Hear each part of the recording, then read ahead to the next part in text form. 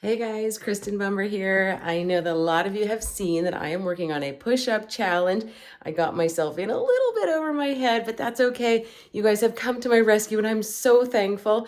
We're supposed to do 3,000 push-ups in the month of May. I thought that it was 300 when I was doing the math. So I said I could do it. And then I'm like, I can't do that. I don't think I can do that. I need help.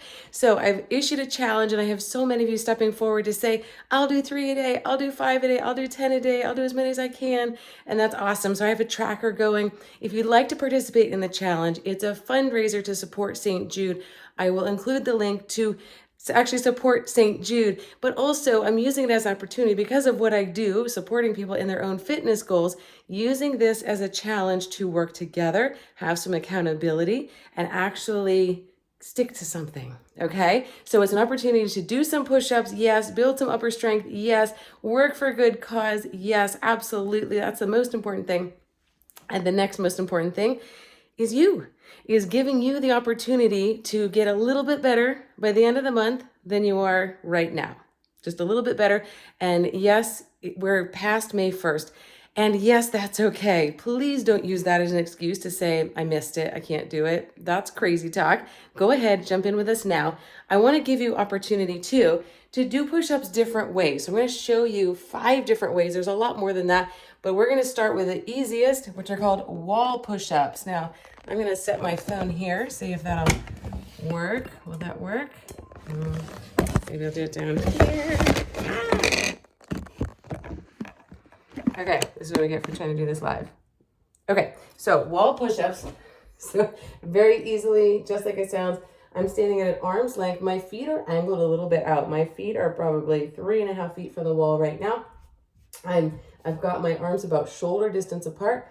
I'm gonna go a little bit farther than that and bend towards the wall, keeping my back straight. I'm actually keeping my whole body like a plank from my head to my heels. Okay, and I'm just simply pushing against the wall, dropping my chest forward, pushing back, straightening my arms. Okay, so kind of leading with my chest here, trying not to like arch my back, trying not to bend at the hips, trying to stay stiff as a board, and just lean towards the wall. You're kind of leading with your chest, and in this case, your head would hit first, but you're not going to let that happen, right? Okay, so those are wall push-ups, and yes, those count. Yes, that is a push-up. That is the very first step to doing a push-up. So if that's where you're at right now, do those. That's definitely great. Okay, another angle. You can use a countertop in the kitchen. You can use a coffee table, depending where you're at. This file cabinet happens to be kind of between those two heights. So a countertop higher would be a little easier. A coffee table would be lower, a little bit harder. So same thing, stiff as a board from my heels to my hips to my shoulders. That should form a straight line to my head. And I'm just going to lower here to my chest, press up. These would be counter push-ups. Okay, if that's too difficult, if you're worried that you can do that, leave a foot here so that you're pressing yourself and you can offload some of your weight onto this front foot, but you can still lean in. Now you can control how much weight is on your hands and your arms and your chest. Okay, so counter push-ups.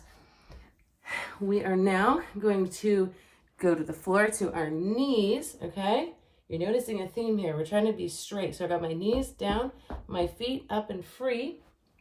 My hands, again, are a little wider than shoulder distance. I'm going to lower, push my elbows out, lower to my chest, come back up, again, staying straight. It's really common to do this.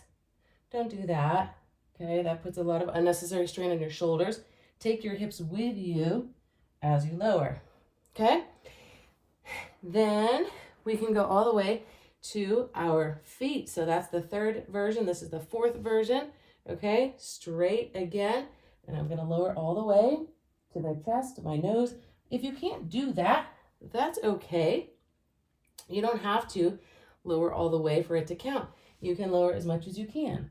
You can keep your elbows tight. So you can keep your elbows tight. You can keep your elbows wide. Okay, there's all these different ways to do it. Now, one that I love the most, because a lot of people get stuck doing what they call old lady push-ups or girl push-ups, and that's total crap, by the way. If you're doing push-ups, they're push-ups. It doesn't matter what you call them. They're all push-ups, everything I've shown you so far. So let go of those labels, first of all. And if you get stuck on your knees, and it's kind of easy to do it on your knees, too hard to do it on your feet, there's a really good in-between version. That's a really great way to train. So I'll stay sideways. You're up in a plank position on your toes. You're going to lower on your toes, drop your knees to the floor, push up from your knees. Okay, so this is a version of a negative. So you're up on your toes, lowering down, and then drop your knees. Again, we're offloading some of the weight, so it's easier to push up. So you're dropping down with your full weight, pushing up with your half weight, and you can go back and forth like this as much as you want. What I tend to do is I will do push-ups on my toes, as many as I can, and when I get too tired, I drop to that version. And then when I get too tired, I'll drop again and do it just from my knees. So each of those are ways to keep going, to push yourself a little bit without pushing too much, okay? Whew, a lot of breath. So those are my suggestions for you. Give it a try. Ask questions, post videos. If you want help troubleshooting your form, I'm happy to do that. I'm happy to comment. And jump in, okay? So I'm going to ask you to email me, chris@theforeverdiet.org. I'm not going to release our tracking sheet publicly. So if you'd like to participate, if you like a little bit of extra accountability, email me or comment below. Emailing's better in case I miss it.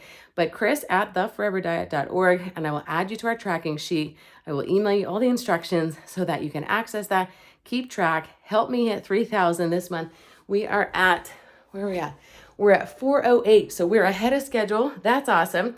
We're at 408, doing good, but we do need your help to keep going, and we'd be happy to help push you along as well. Have a great rest of the day. Look forward to hearing from you soon.